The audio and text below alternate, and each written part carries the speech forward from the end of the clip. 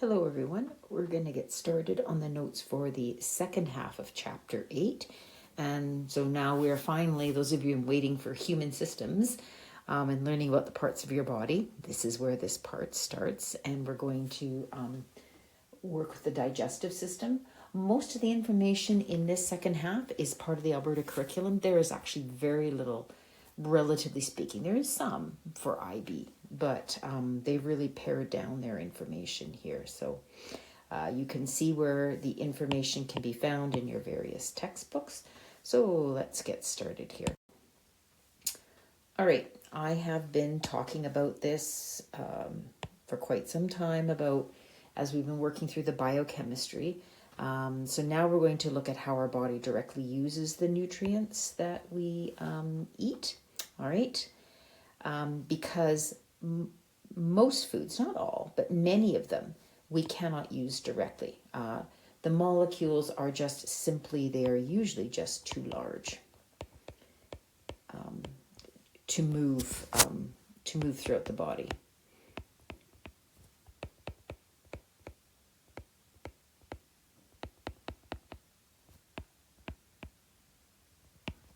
Or in the wrong format, that's the other as well. So, our digestive system, or sometimes called the alimentary canal, so it's from one end of your, from the entrance to the exit, so to speak. The job really is to break down foods into units, and that's fancy speak for basically monomers that we've been talking about. So glycerol, fatty acids, amino acids, etc. Because nutrition is really at the cellular level. You feed the cell. For a multicellular organism, you feed the cells and you feed the organism. And then, of course, things that you cannot use gets discarded. Fecal matter, and I'm also going to put in here urine as well, because that is a waste product. And those things here, when we're looking at the cellular level, here we are looking at things, units, molecules small enough.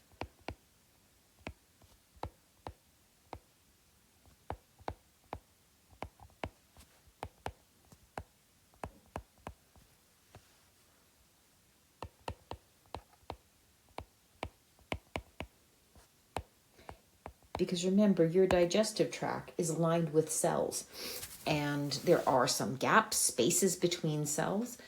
Some are, depending on where you are in your body, some of those gaps are slightly larger than others. But our large macromolecules that we just learned about, they're just simply too big to pass as they are, and they're in a format that our bodies don't directly need. We need we need to break them down so we can make them into usable molecules. All right, so here's something that's just strictly for the IB information. So a tissue is just a group of cells that have a common function. So liver tissue will work on, well, there's various things that the liver can do, from storing glycogen, from storing vitamins, making bile. So different sections of the liver will do different things. I think about your heart, which is made up of various tissues, and of course the cardiac muscle for the heart contraction to pump blood.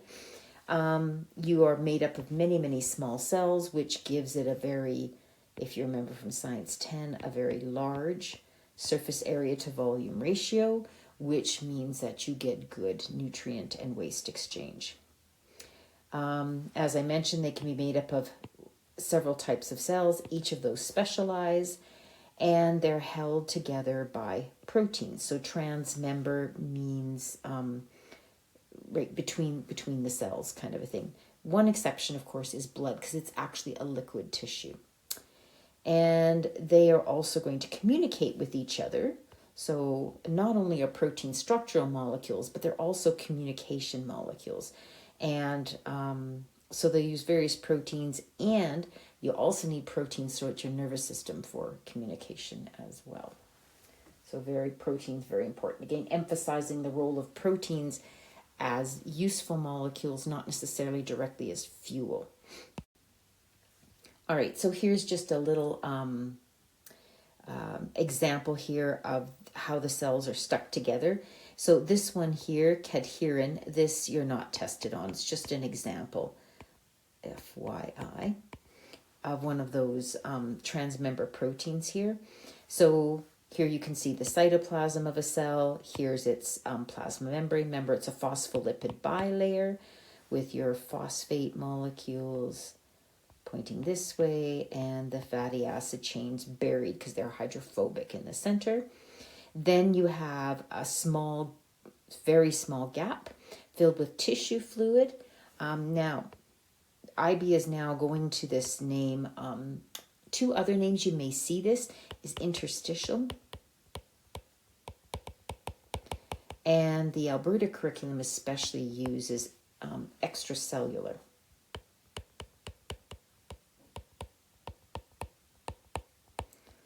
Extracellular fluid. So up until this new curriculum change, it was one of these two, and now IB's added yet another term. All right. Here, these are those transmembrane proteins.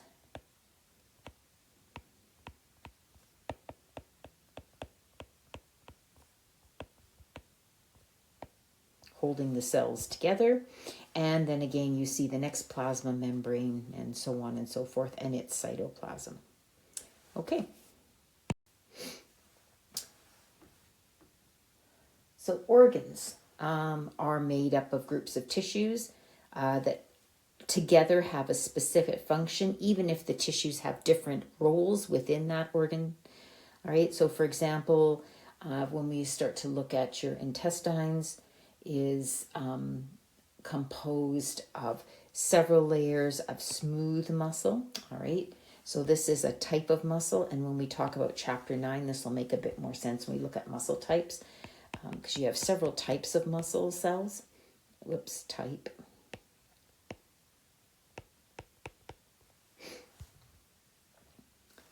So you have a longitudinal that runs the length, and then circular, it kind of goes around, which is your inner layer. And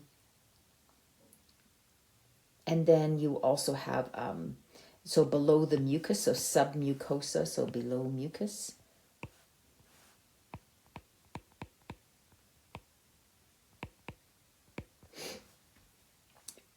Where there's made up of various tissues. So epithelial, these would be your sort of the outer layer, kind of like the way your skin has an epithelial layer, right? Secretory, so in other words, they secrete stuff, right? Their job is to secrete things like mucus, enzymes. You have blood vessels, blood in vessels, right? And then we're going to talk about the role of your lymphatic system. All right, let's look at labeling. There's more things here than you actually have to know.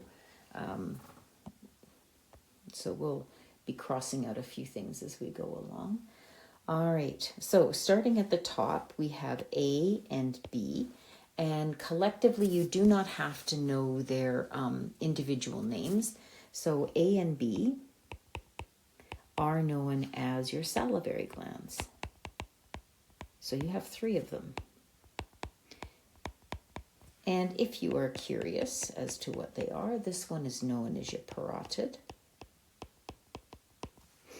And then you have 2, they look like they're side, but you have one is the submaximal,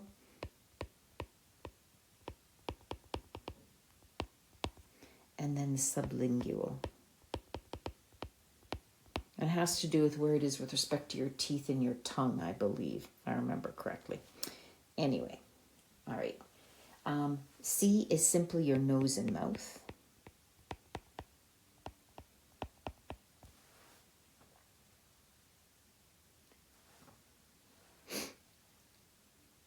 D is something we're really going to worry about for chapter 9. Well, we're going to mention now. It's your larynx. That's more for chapter 9. W, since we're at the top here, is actually pointing to this little flap of tissue right here. And W is in an area called the pharynx. So the area, again, this is more for chapter 9 when we get there, the pharynx. But the actual part here is called the epiglottis.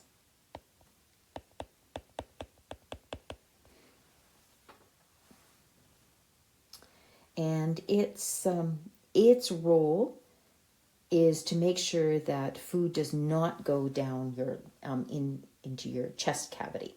So if you see here, there's where the epiglottis is, there's sort of two passageways. So up front here would be the trachea, that's your air passageway, and then back here is where your food's going to go. So every time you swallow, this little flap is to cover up over the trachea, so any liquid or food particles go down this long tube. And this one here is your esophagus.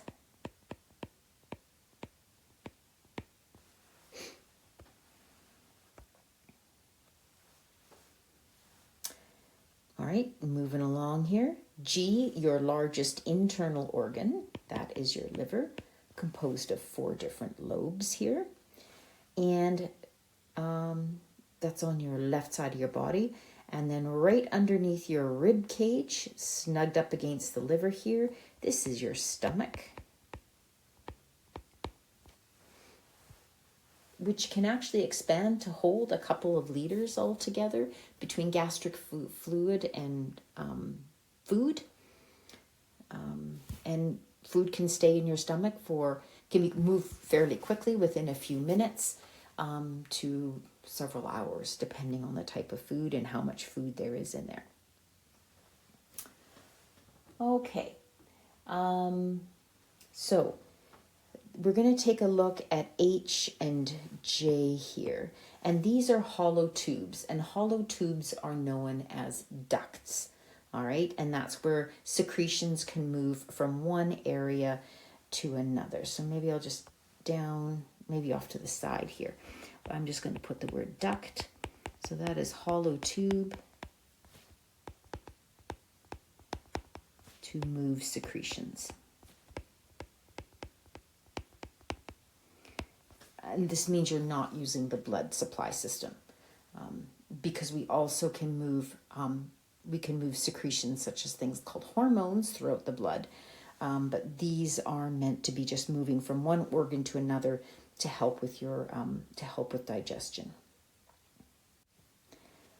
All right, so H, it's kind of pointing into the wrong area here, at least for this diagram here. So H, I'm going to have the line go to this hollow tube here. This is your bile duct. And because it's going to release bile from this little pea-shaped gland, which is your gallbladder. So bile, which you need for fat digestion, is actually made in the liver. So it's actually made in the liver, but it's stored in here. And then when you have food that is fat rich, bile can then enter into the system so that it can help with fat digestion. So J is known as your hepatic duct.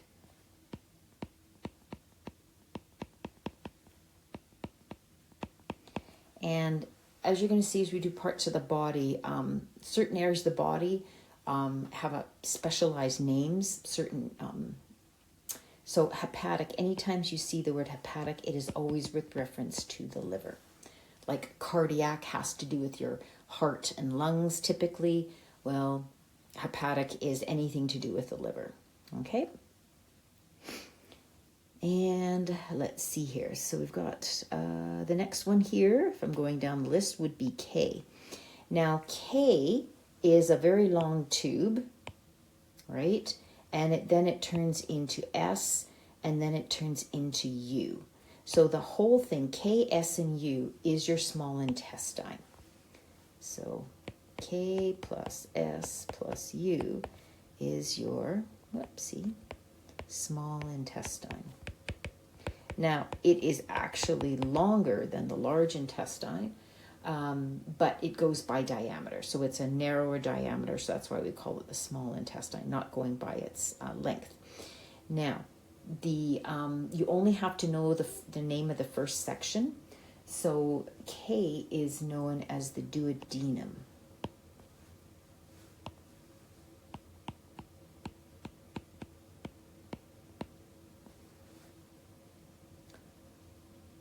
Again, I'll give you the names of S if you're curious, but you don't need to know them. You used to, but the curriculum's changed, so not anymore. This is the jejunum. And this is the ileum. So if you're curious. Going back up here to P, this little feather-like organ, this is your pancreas.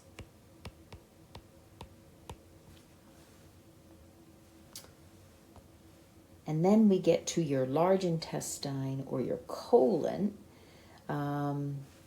So first off, you would have, I guess, get my little arrows going through here. And then this is, whoops, that's a sad looking arrow. There we go. So here, this is the division between the large and small intestine. Here, you don't need to know. This is another FYI, but this is just simply called a sphincter. I can't actually remember its name, but anyway, it allows entrance from one area to the other. N, also, you don't need to know. It's called the cecum. Hang on a second, I'll try that again. S-A.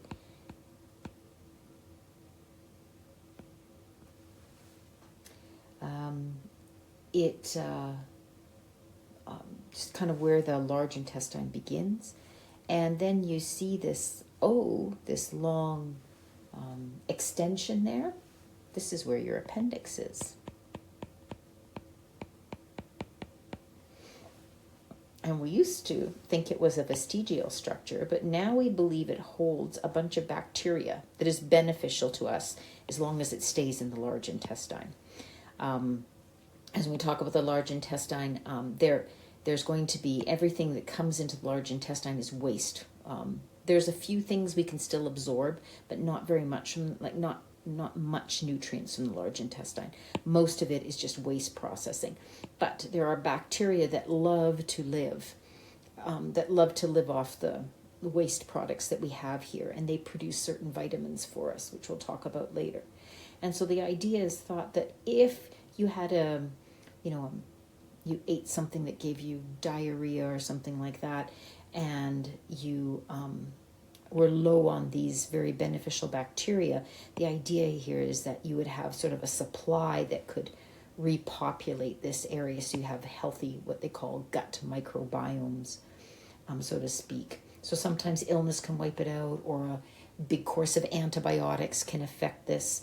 So this is kind of our little reservoir. And as long as it stays in this area of the body, you're fine. But if you eat food that is contaminated with bacteria, typically E. coli, Escherichia coli is the one that lives in here. And if you happen to eat